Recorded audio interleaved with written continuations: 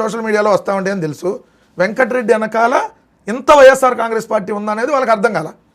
ఎందుకు నా కోసం మాజీ మంత్రులు వాళ్ళందరూ వచ్చి అక్కడ నిలబడి సో వెంకటరెడ్డిని ఎట్టి పరిస్థితుల్లో మనం బయటికి తీసుకురావాలి, వెంకటరెడ్డికి సపోర్ట్గా ఉండాలి అనేదానికి పోలీసులకి అర్థం కాల. సో నాకు తర్వాత తెలిసిన సమాచారం ప్రకారం నా మీద కొన్ని సెక్షన్లు యాడ్ చేసి, అంటే రిమాండ్లో కొన్ని యాడ్ చేయొచ్చు వీళ్ళు చేసి నన్ను పీటీ వారెంట్లతో తిప్పాలని ప్రయత్నించారనేది అది క్లియర్, అందుకనే తీసుకొని వెళ్ళారు. సో కానీ ఏంటంటే జడ్జి గారు, గౌరవ జడ్జి గారు న్యాయపరంగా ఆయన వెళ్ళటం వల్ల నేను ఈరోజు మళ్ళీ వచ్చి మీ దగ్గర ఇమీడియట్గా మాట్లాడగలుగుతాను, లేదా కొన్ని రోజులు గ్యాప్ వచ్చింది. జగన్మోహన్ రెడ్డి గారు ఇన్వాల్వ్ అయ్యారు డైరెక్ట్గా ఈ అంశంలో? ఎలా? నాకు తర్వాత నైట్ ఫోన్లు నేను ఫోన్ కూడా తీసుకున్నా, తర్వాత నాకు హ్యాండ్ ఓవర్ చేశారు ఫోను. నేను తీసుకెళ్ళిన బ్యాగు, సో అవన్నీ నాకు ఇచ్చేశారు. ఇది బెయిల్ వచ్చేసింది కాబట్టి వచ్చేసిన తర్వాత నేను ఫోన్ ఆన్ చేశాను. ఫోన్ ఆన్ చేస్తే నాకు కంటిన్యూ ఫోన్లు. సో అట్లా నా పక్కన ఉన్నటువంటి ఫ్రెండ్స్ నుంచి కూడా ఫోన్లు అన్నీ మాట్లాడినప్పుడు జగన్మోహన్ రెడ్డి గారికి మొట్టమొదట ఈ న్యూస్ సమాచారం మార్నింగ్ విత్ ఇన్ 1 అవర్లో జగన్మోహన్ రెడ్డి గారికి తెలిసింది నన్ను అరెస్ట్ చేశారని. చేయగానే జగన్మోహన్ రెడ్డి గారు సుప్రీంకోర్టు లాయర్లు, మాకు ఉన్నటువంటి సుప్రీంకోర్టు లాయర్లు అందరితో కూడా మాట్లాడి వెంకటరెడ్డికి ఎట్టి పరిస్థితుల్లో వెంకటరెడ్డి ఒంటి మీద దెబ్బ పట్టడానికి వీల్లేదు, వెంకటరెడ్డిని ఎక్కడికి తీసుకెళ్తున్నారో ట్రాక్ చేయండి, అక్కడ మొత్తం మన నాయకులు వెళ్ళండి, ఏదన్నా తేడా వస్తే రేపొద్దున జిల్లా బంధుకు కాదు రాష్ట్ర బంధుకు పిలుపునిద్దాం. వెంకటరెడ్డి మన పార్టీ అధికార ప్రతినిధి, మన పార్టీ అధికార ప్రతినిధి అంటే వాయిస్, అది నేను అవచ్చు ఇంకోళ్ళు అవచ్చు. సో వాయిస్ని బలంగా నొక్కాలనే ప్రయత్నం ఏంది, అసలు దీని మీద ఎట్లా అరెస్ట్ చేస్తారు, వెంకటరెడ్డి ఎవరిని కొడతానల్లా చంపుతానల్లా, ఇది ప్రభుత్వ హత్య అన్నాడు. అవును, మన నాయకులందరూ కూడా అదే మాట్లాడండి, రేపటి నుంచి ఒక్క వాయిస్ కాదు ప్రభుత్వ హత్య అని, లక్షల మంది వాయిస్ ఇదే ఉండాలి. సో అని చెప్పి జగన్మోహన్ రెడ్డి గారు చెప్పటం, సో ఇమీడియట్గా ఫాలో అప్ ఎమ్మంటే పేరు నాని గారు, అంబటి రాంబాబు గారు ప్రెస్ మీట్లు, దాని తర్వాత చంద్రశేఖర్ గారు, తర్వాత మీకు ఇంటర్వ్యూలోకి వచ్చి మన అధికార ప్రతినిధులు కానీ అందరూ మాట్లాడినవి, ఎంటైర్ జిల్లా అధ్యక్షులు ప్రతి ఒక్కళ్ళు కింద నుంచి సోషల్ మీడియా దాకా.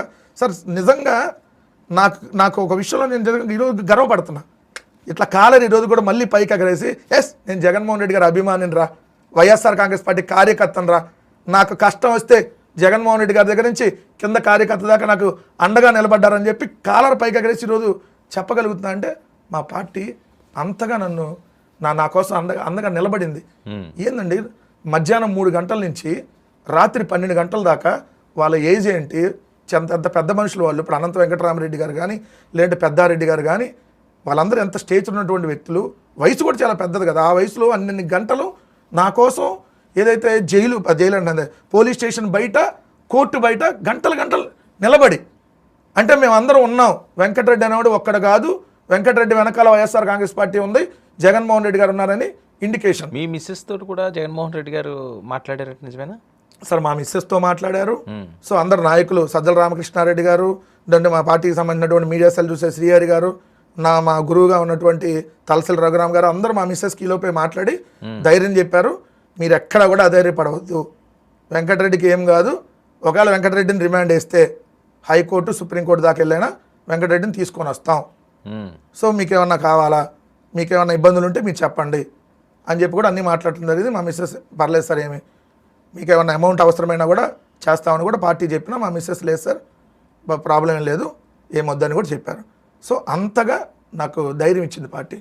మళ్ళీ ఈరోజు నేను ఇక్కడ కూర్చొని మాట్లాడుతున్నాను, ఇంతకంటే ఇంకా వేగంగా, ఇంతకంటే ఇంకా ధీటుగా దాటిగా మాట్లాడతాననే భరోసా నాకు ఆ పార్టీ కల్పించబడి. ధీటుగా ఘాటుగా ఇది అవసరం కాదు, అవసరమే సార్.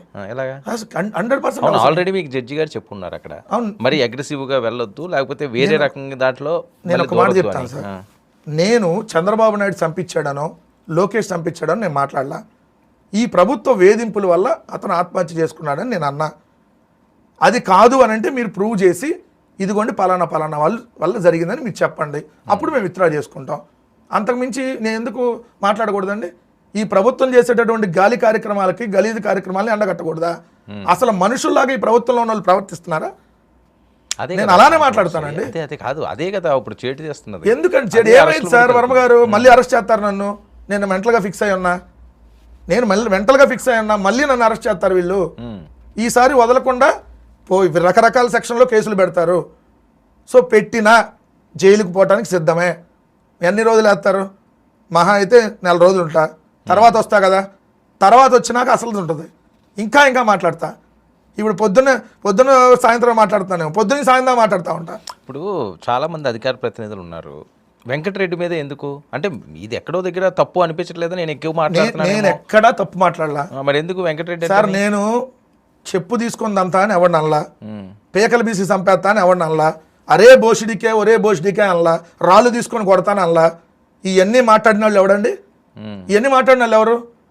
ఒక ముఖ్యమంత్రి పదవిలో ఉండి బోతాలు దెయ్యాలని మాట్లాడుతుంటే చేయవలసింది కదా. ఏది మీరు ఎవరైతే కేసులు పెట్టాల్సింది కదా. మేము పొలిటికల్లే వదిలేసాం, రాజకీయాల్లో మాట్లాడతారులే అని.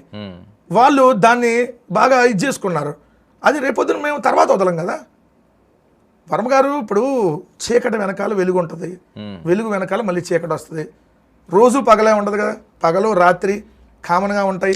ఏ జీవితం అయినా కష్టాలు నష్టాలు ఉంటాయి. వెనకాల వెలుగు తర్వాత చీకటి అన్నది మీకు వర్తిస్తుంది కదా. వస్తుంది కదా. ఇప్పుడు మాకు ఇప్పుడు చీకటి కాలం అనుకోండి, మొన్నటిదాకా మేము అధికారంలో ఉన్నప్పుడు మాకు వెలుగు కాలం అనుకుంటాం.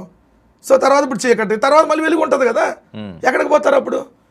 సో ఏదో అయ్యిద్ది, ఏదో చేస్తారని. ఏంటి హైదరాబాద్లో రప్పారప్పలు ఏంటండి? అక్కడ ఏదో ఆంధ్రప్రదేశ్లో అయిపోయింది, ఇక్కడ కూడా రప్పారప్ప అంటే ఏం మెసేజ్ వెళ్తున్నది అది?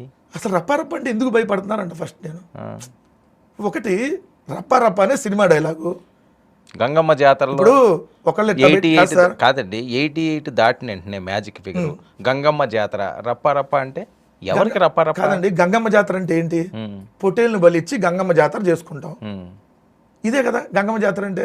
దాని అర్థం అదే అంతే. మరి అక్కడే మీరు ఏం రాశారు ఆ ఫ్లెక్స్ లో? 2029 రప్ప రప్ప రప్ప అని రాశారు. ఒక అభిమాన్ రాసుకున్నాడు. వీళ్ళకి వచ్చిన నొప్పి ఏంటి? రప్ప రప్ప అంటే మీకెందుకు భయం? రప్ప రప్ప అంటే నరికేస్తారు, చంపేస్తారని మీరెందుకు భయపడుతున్నారు? రెడ్ బుక్ అంటే మరి ఎందుకు పదే మీరు మాట్లాడుతున్నారు? అందులో ఏముంది? చెప్పాడు కదా ఆయన చూపించి, రెడ్ బుక్ ప్రకారం మేము ఇదిగోండి అందరినీ శిక్షిస్తాము, కాకపోతే తప్పుడు కేసులు పెడతాం. రెడ్ బుక్ భయపడలేదు మళ్ళీ వర్మ గారు మీరు. రెడ్ బుక్ అనేది ఓ పిచ్చి కుక్క, పిచ్చి కుక్కనే కరుతా ఉందంటే కరువు అనరు కదా. ఎవడన్నా కుక్కనే దగ్గరకు రా అంటారా? పిచ్చి కుక్కనే మనం మామూలుగా కుక్కలను అయితే దగ్గర పెట్టుకుంటాం, పిచ్చి కుక్కని ఎవడన్నా దగ్గర పెట్టుకుంటాడా? ఆయన పిచ్చి కుక్కను వదులుతున్నాడు. ఓ రోజు జర్నలిస్ట్ కొమ్మినేని గారి మీదకి వదిలాడు, ఓ రోజు వైఎస్ఆర్సీపీ మంత్రులు మాజీ మంత్రుల మీదకి వదులుతాడు, ఓ రోజు వైఎస్ఆర్సీపీ నాయకుల మీదకి వదులుతారు, మొన్న నా మీదకి వదిలారు. మీరు అధికారంలో ఉన్నప్పుడు మీ ఏం కుక్కలో? మేమేం పుస్తకాలు పెట్టలేదు, మేము పుస్తకాలు పెట్టలేదు. పుస్తకాలు పెట్టలేదు అండి, ఈయన ఏదో పుస్తకం పెట్టాడు, మీరు పుస్తకాలు పెట్టలేదు, అంతే కదా డిఫరెన్స్. సో ఇప్పుడు మేము పెట్టినటువంటి దాని మీద వాళ్ళే అధికారంలో ఉన్నారు కదా. ఇప్పుడు ఈ తప్పుడు కేసులను ఎందుకు ప్రూవ్ చేసుకోవట్లా? అధికారంలో ఉంది వాళ్ళే కదా.